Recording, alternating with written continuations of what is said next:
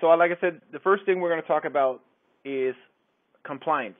And Okay. when I talk about compliance, do you know what I mean by compliance in general? Yes. Yes. Can you tell me what your definition is of what is compliance? The laws, all the regulations. Okay. And it even goes further than that. And what I mean by compliance, I'm talking about being compliant as a credit repair service Yes. or a credit repair consultant, whichever area you decide to go. Okay. Okay? And there's a lot of laws that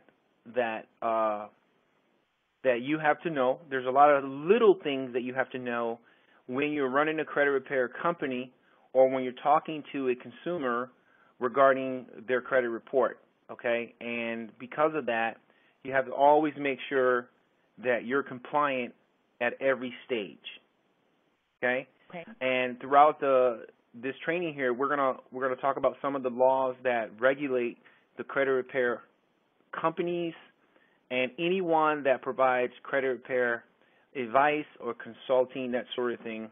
They always have to be compliant. Okay. And compliant doesn't just mean being compliant with a consumer that you're talking with over the phone. It's also meaning being compliant when you're doing advertising. It means being compliant when you put up your website, when you pass out your business cards, when you put any type of advertising out.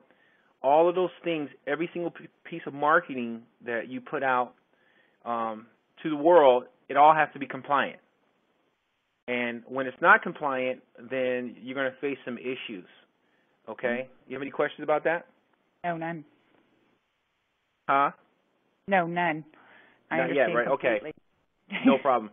So before you even start any type of credit repair company, the number one thing you want to remember is compliance.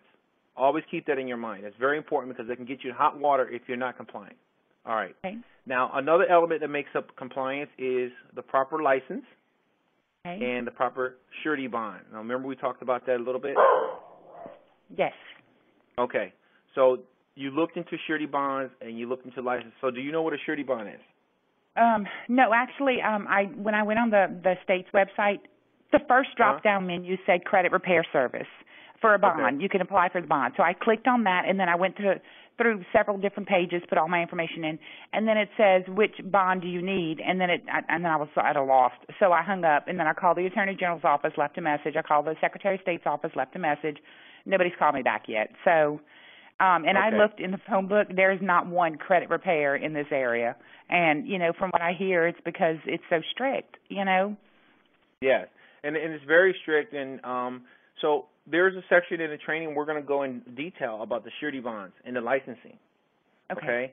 I just, because we're talking about compliance per se, I just want, to talk to you that and let you know that the surety bond and your license for your state, it falls under the compliance rules. Okay. Okay.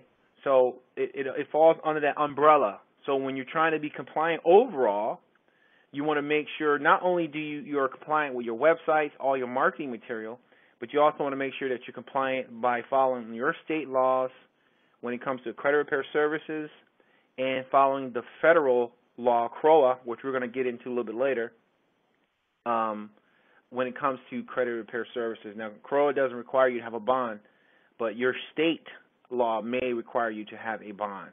Yes, all right? It does. And yes. Okay. So we're going to get into that a little bit more detail when we talk about the surety bond section, because that's, without a surety bond, you can't run your credit repair company.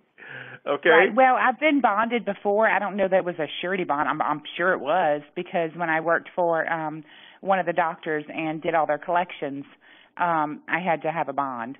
So I had to apply for it and got it and whatever. It was no big deal. Good. So you're familiar with that? Yes. All right, great. All right. So well, I'm not sure what a surety bond is. I'm assuming that's what it was. All I remember was I had to be bonded. So. Right. Well, some, different organizations have to have different types of bonds. Different kinds. Right, exactly. So I wasn't sure if it was a surety bond. Right. So you have construction, companies that have to have a bond. You have, all different type of agencies. Some collection agencies have to have a bond, like you said, that, you were in that industry, so. Right, and it was medical, too, so it may have been a HIPAA, some type of HIPAA, just to make sure that I didn't violate HIPAA, because that's a very steep fine if you do. So Maybe that's what it was for, regarding HIPAA. But I'm sure it was a surety bond because that's pretty much what it was for. If I did screwed up, they Okay. had somebody to go after.